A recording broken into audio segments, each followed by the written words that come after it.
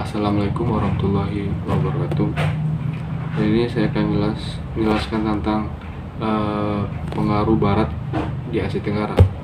Jadi ada 5 negara yang sangat berpengaruh terhadap Asia Tenggara. Yang pertama itu ada Portugis yang sekarang jadi Portugal, Spanyol, Inggris, Belanda, dan Prancis. Pada dasarnya kedatangan bangsa-bangsa Barat ke Asia Tenggara diawali oleh keinginan untuk perdagangan rempah-rempah. Dengan modal yang semakin menambah, penalabannya yang tinggi, maka motivasi semakin bertambah. Usaha perdagangan ini kemudian berambah ke hasil perkebunan yang pada saat itu laku keras di Eropa, seperti cengkeh, kopi, teh, dan lain sebagainya. Tak hanya ingin meraih keuntungan sebesar-besarnya, muncullah keinginan untuk menguasai wilayah tersebut menjadi jajahannya, sehingga menyebabkan banyaknya peperangan baik dengan pribumi maupun dengan antar bangsa itu sendiri, dan membawa kebudayaan setempat, yaitu penyebaran agama Katolik. Jadi cikal bakal penyebaran agama Katolik ke Asia Tenggara itu berawal dari kedatangan 5 bangsa asing ini, yaitu Portugis, Spanyol, Inggris, Belanda, dan Prancis. Selanjutnya saya akan menjelaskan tentang Portugis. Sedikit tentang Portugis. Portugis pada akhir abad pertengahan, di bawah pimpinan Vasco da Gama, datang ke Samudra Hindia untuk pertama kalinya, namun dihalangi oleh pedagang dari Arab dan Muslim. Pada tahun 1510, Portugis menaklukkan daerah Goa, dan pada tahun 1511 memberhentikan perdagangan besar di Malaka, di mana cikal awal mulai keruntuhan Kesultanan Malaka. Penguasaan Portugis di Asia Tenggara lebih cenderung pada daerah yang menghasilkan rempah-rempah, yaitu Malaka, dan akhirnya Malaka harus runtuh oleh kedatangan Portugis. Selanjutnya Spanyol. Setelah melihat apa yang dilakukan Portugis, lalu Spanyol melakukan hal yang serupa di bawah pimpinan Ferdinand de Magalhães, yang awalnya keliling dunia saja, namun akhirnya ikut mencari rempah-rempah karena melihat Portugis. Ketika hendak pulang pada tahun 1521, Portugis protes terhadap Spanyol, di mana Spanyol melakukan pelanggaran terhadap perjanjian terdolisasi yang sudah ditandatangani kedua pihak, hingga akhirnya terjadi perang antara Portugis dan Ternate melawan Spanyol yang bersekutu dengan Tidore. Pada tahun 1507, Spanyol berlayar ke Filipina dan mendirikan Manila karena terjadinya pelanggaran perjanjian terdolisasi yang telah ditandai kedua pihak. Buat Spanyol harus ke Filipina dan mendirikan Manila. Selanjutnya Inggris. Kedatangan bangsa Inggris ke Indonesia adalah untuk berdagang, dan mereka bergabung dalam Kongsi Dagang India Timur atau East India Company, atau disingkat AIC.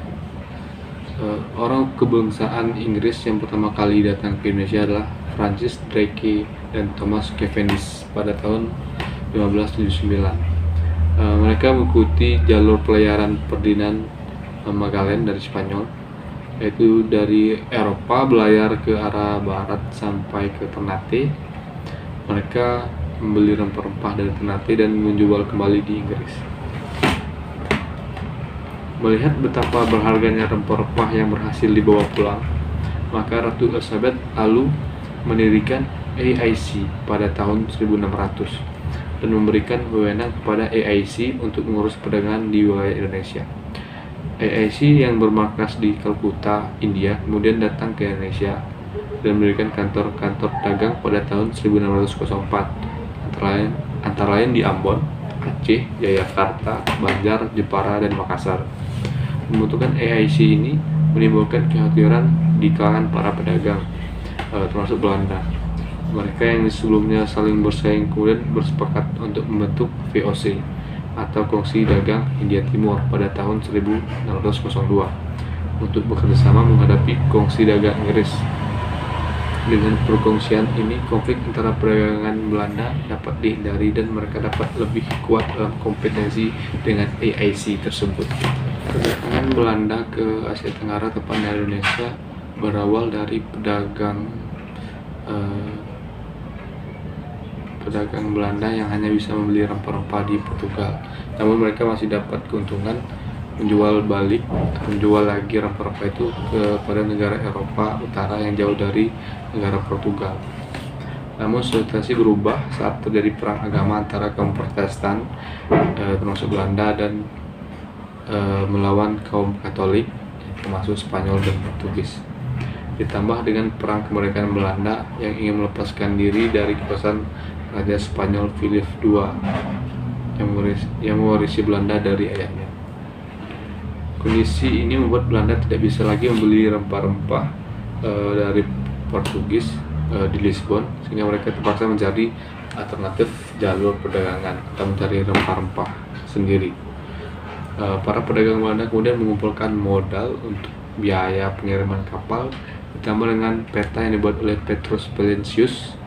Para pedagang Belanda mengirim 4 kapal Mauritius, Amsterdam, Hollandia, dan Duvken untuk mencoba rute baru dan membeli rempah-rempah langsung dari Indonesia. Ekspedisi ini berangkat pada 2 April tahun 1595 dengan dipimpin oleh Cornelis de Houtman. Setelah perjalanan berat di mana 71 dari 280 pelaut Belanda tewas, ekspedisi ini akhirnya sampai di kota Banten, salah satu pusat perdagangan rempah di Indonesia saat itu pada Juni 1596. Lalu negara terakhir yang datang ke Asia Tenggara itu Prancis. Kedatangan Prancis di Asia Tenggara awalnya dipelopori oleh seorang pendeta atau misionaris gereja Roma Katolik. Nama misionaris tersebut adalah Piedmontes Jewish Father Giovanni Maria Laria, tiba di Vientiane pada tahun 1615. Dia datang ke Asia Tenggara bertujuan untuk menjalankan misi Kristen di negeri itu. Adapun dalam menjalankan misi Kristen ini, beliau menghadapi beberapa tantangan. Tantangan tersebut berasal dari Buddhisme dari negara tersebut dan tantangan pendeta-pendeta Buddha. Menjelang tahun 1625, misi ke Cochin, Cina yang diangkat Portugis untuk teritorial Nguyen mendapat janji manis hingga diputuskan untuk membuka yang lain di Tiongkok. Ini adalah karya Alexander de Rhodes dari Rhodes yang datang ke sana tahun 1627, namun diusir dari tahun 1630.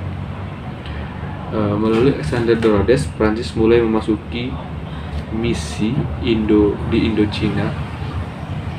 Usahanya menghimbau Paus untuk mengikat organisasi yang bebas dari Kristen Timur jauh itu mengakibatkan ia berhadapan dengan oposisi Portugis sehingga ia berbelok pada bantuan Prancis.